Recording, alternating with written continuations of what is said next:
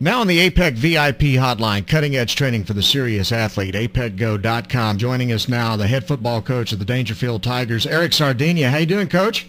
Doing exceptionally well. Hey, congratulations on a big win over New Boston over the weekend, 35-28. What was going through your mind when there was less than a minute to go and the game is tied at 28 and New Boston is getting ready to punt? At that time, I was going over my next few plays on offense, hoping that we get a chance to, get the ball down and kick a field goal and win the football game. But, Edwin changed all of that by a punt return for a touchdown. He changed all of that. And, we had 2 timeouts that we had saved to try to save those timeouts, try to get the ball down there. Our kicker in warm-up had been kicking 57-yarders, so we were just hoping that we could at least get it down to kick about a 35, 40-yard field goal and make him more comfortable. So that was initially what was on my mind. Edwin Mims is the guy you're talking about, and he returns at 70 yards. Now, people up in the stands can see things unfolding. Tell me what the view was like for you down on the sideline, and what the whole scene seemed like for you.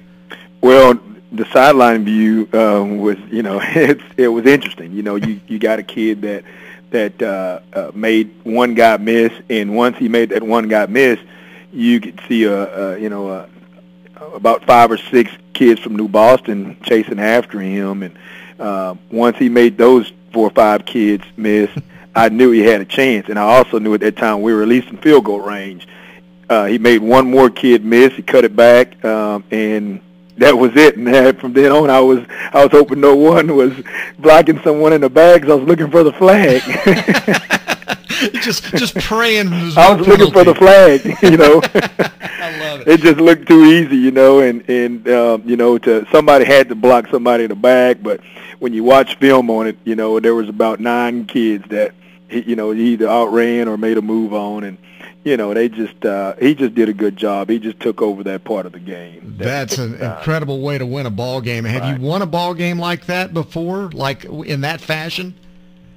Not in that fashion. And I'll tell you, we've had some games like that against New Boston over the last couple of years, and last year in our district ball game, we won in overtime on on a run by our quarterback, and so that was exciting. But this probably it topped that one. And then let me tell you, that one last year was a good one as well.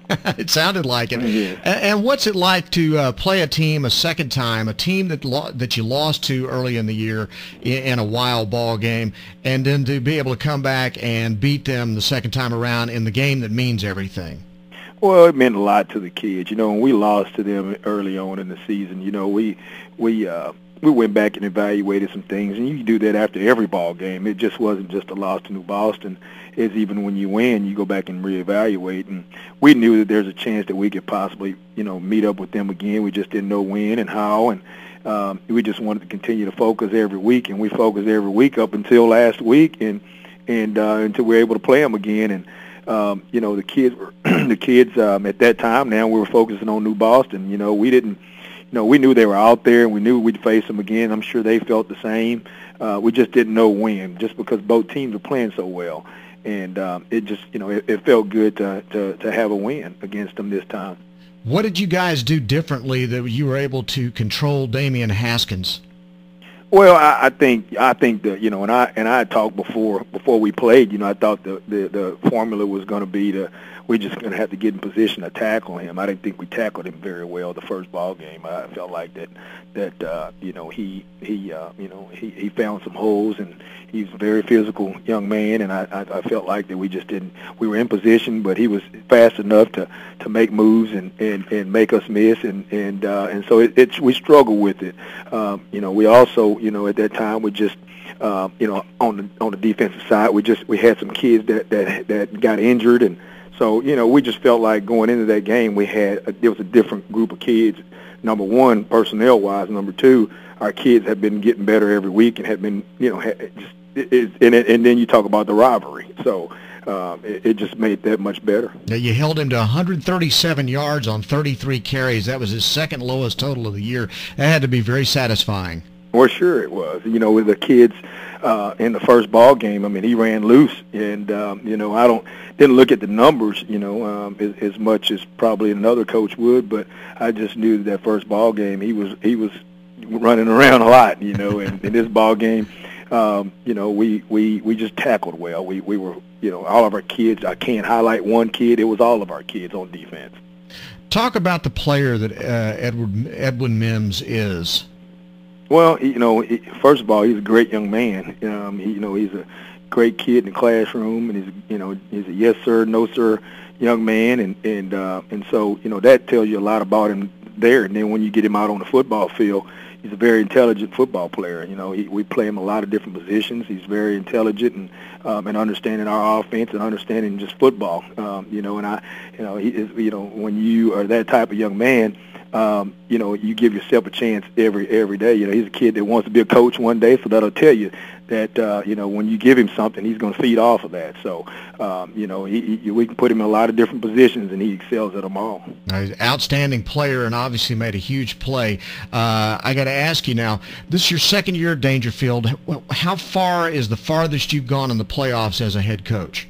Well, this is the furthest that I've ever gone as a coach and as a player. So it's you know, it's great, but I'll tell you, you know, I keep everything in perspective. You know, I just take it one day at a time, and you know, we want to win ball games. There's no doubt about that, and you know, and I tell you, one of the the best feeling is what kind of experience the kids get. It's not about myself. It's about what kind of experience the kids have, and just not the athletic end of it. It's also the academic end, and that's my main objective. And I think everything else takes care of itself. When you have a kid like, for example, the Edwin Mims, when you got good kids and do what you ask them to do, and they're great young men, that's when you get your satisfaction.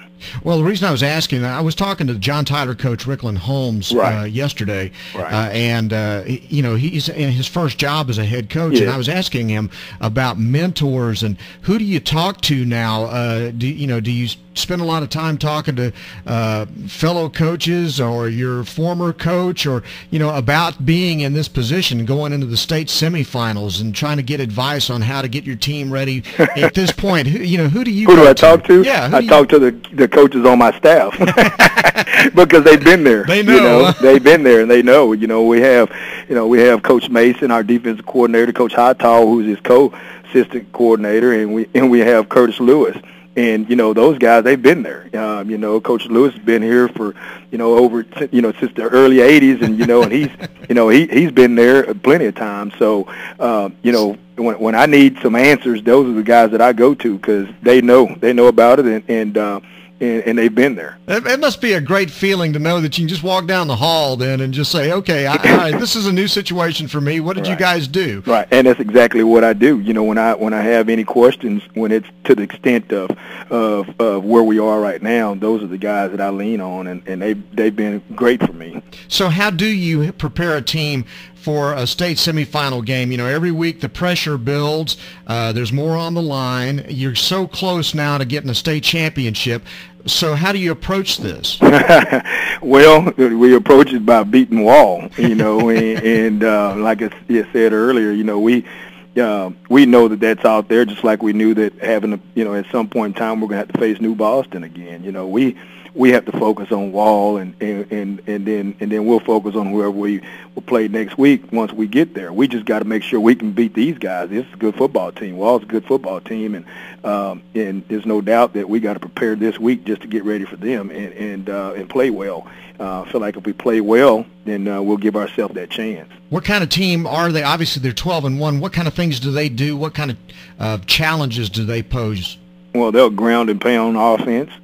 You know, they want to control what you do defensively by running their quarterback in those A gaps, and then they have some speedy guys in the backfield, and their offensive line is very huge. So defensively they're multiple on defense, so they're going to create some issues either way you cut the pie. We just got to go out and play harder than they do.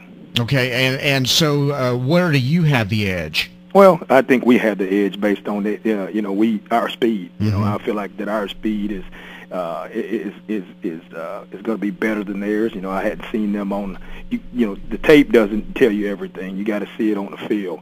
You know, I feel like we'll be able to execute a lot of things that we've executed all year on offense and defensively. The way we're playing, there's no doubt in my mind that we have an edge there, just because of the energy that our kids have